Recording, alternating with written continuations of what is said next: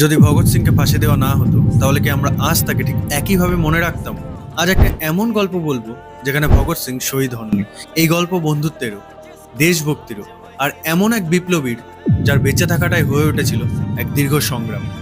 8 April 1929 দিল্লির central legislative অ্যাসেম্বলিতে দুই তরুণ বিপ্লবী লো ইন্টেন্সিটি বোমা ছুড়লেন। উদ্দেশ্য ছিল হত্যা নয়, ব্রিটিশ সরকারকে একটি বার্তা দেওয়া। বিস্ফোরণের পর তারা চাইলে সহজেই পালিয়ে যেতে পারতেন, কিন্তু তারা পালাননি। স্লোগান উঠল, ইনকলাব জিন্দাবাদ। তারপর দুজনেই স্বেচ্ছায় গ্রেপ্তার হলেন। একজন ছিলেন ভগৎ সিং আর অন্যজন ছিলেন বটুকেশ্বর দত্ত।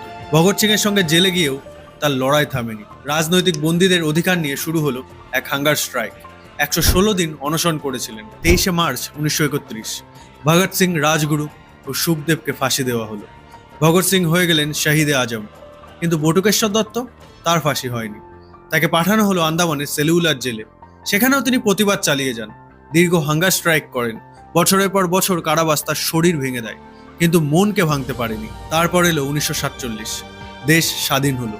কিন্তু যে মানুষটা একদিন ভগৎ সিং এর পাশে দাঁড়িয়ে ব্রিটিশ সাম্রাজ্যকে চ্যালেঞ্জ ছুড়ে দিয়েছিলেন, স্বাধীনতার পর সেই মানুষটাকেই জীবিকার জন্য লড়াই করতে হয়েছে।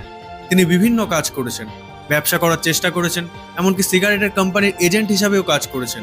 পাটনাতে একটি চায়ের দোকান খুলে সেখানে চাও বিক্রি করেছেন। আর এখানে একটি কথা আমাদের, বিশেষ করে বাঙালিদের, গর্বিতও করবে, আবার একটু লজ্জায়ও ফেলবে। বটুকেশ্বর দত্ত ছিলেন একজন বাঙালি, জন্মেছিলেন বাংলার বর্ধমানের খণ্ডঘোষে। একজন বাঙালি তরুণ যিনি ভগৎ সিং এর সঙ্গে কাঁধে কাঁধ মিলিয়ে স্বাধীনতার জন্য লড়াই করেছেন। কিন্তু আমরা তাকে আজ কতটা মনে রেখেছি?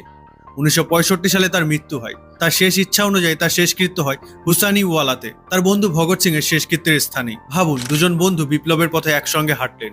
একজন শহীদ হলেন, অন্যজন বেঁচে রইলেন, কিন্তু সেই বেঁচে থাকাটাও ছিল এক যন্ত্রণা। তাই পরের বার ভগৎ সিংকে মনে করলে তার পাশে দাঁড়ানো তার সেই বন্ধু বটুকেশ্বর দত্তকেও মনে করবেন। কারণ একজন বিপ্লবীর মূল্য কি শুধু কি তার শাহাদাতে, নাকি দেশের জন্য দিয়ে যাওয়া তার পুরো জীবনটাতেও? কখনো ভেবে দেখবেন। জয় হিন্দ, বন্দে মাতরম।